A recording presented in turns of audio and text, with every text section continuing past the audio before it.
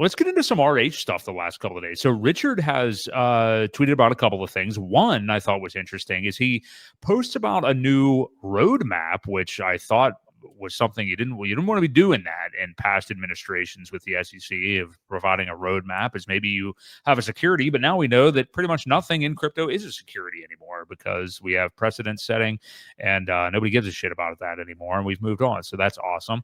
But Vitalik shared a roadmap and Richard commented on it a little bit. I think he's excited to see Vitalik doing really anything. And I think Richard felt like the ship may have sailed on. I think Richard honestly does feel like the ship has sailed on Ethereum being insanely great this cycle, just based on his sentiment, because he's tried to call them out and all these other things.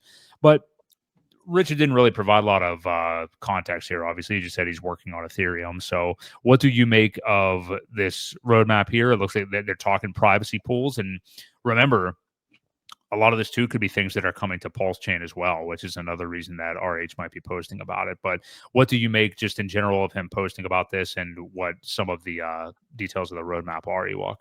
Well, yeah. So the big thing that I've heard recently that is interesting is the fact that Ethereum has taken several updates, and I don't believe PulseChain has taken any of them on yet, any of the bigger ones anyway, which is, I don't want to say concerning.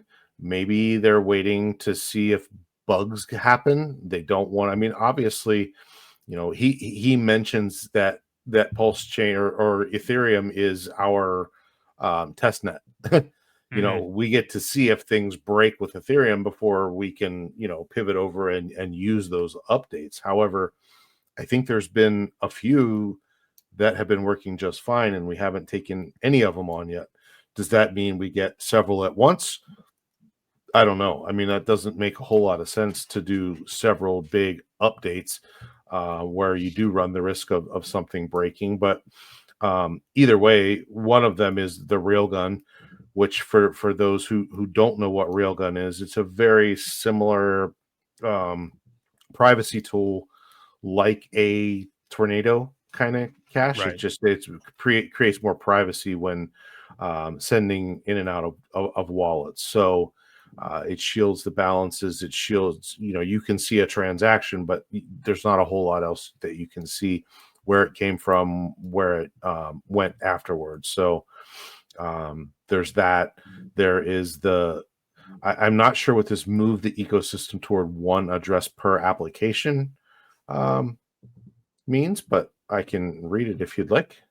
You don't have to read the whole thing. Right. Wait, which one was it? The second one. Here, I'll try to speed through it. This is a major step, and it entails significant convenience sacrifices, but in my opinion, this is a bullet.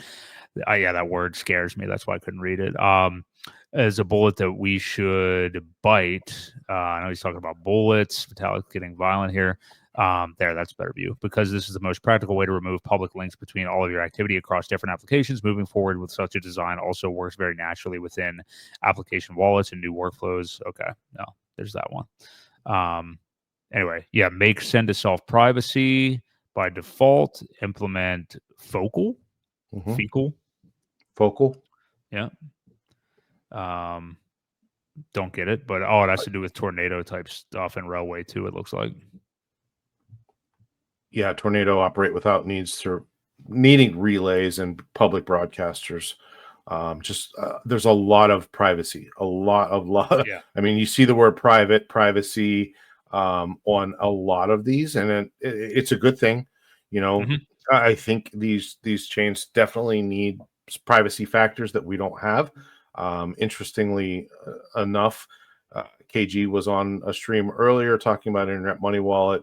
And I asked them, are you planning on putting any of the ZK, the zero knowledge privacy things in? And he says, it's become one of the more popular requests. So Very cool. If we can start getting some of that on PulseChain. But yes, you have to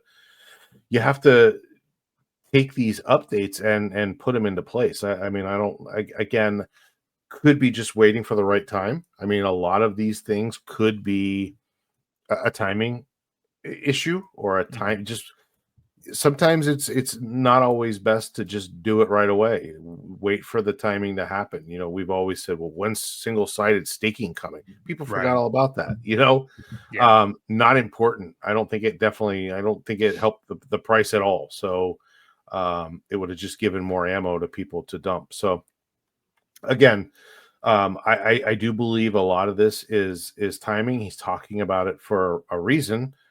He's working on it, and maybe that means that these guys will be slowly integrating some of these onto PulseChain, which we'd love to see. I want to just read his kind of TLDR down there at the bottom. He says, at the end of this, we will have a world where a large portion of sends are private and private sends are default in many cases. Activity inside of each individual application is public, but the link between your activity in application A and your activity in application B is private. Privacy guarantees hold not just against adversaries passively observing the chain, but also adversaries operating RPC nodes. So you're right. I mean, it's literally all privacy stuff. Yep. So really cool that this is coming to Ethereum. Richard, of course, I think is concerned, really paramount. I mean, from his messaging from the beginning of time has been about privacy. I mean, I think that's the main ethos behind a lot of the stuff that he does. Sure.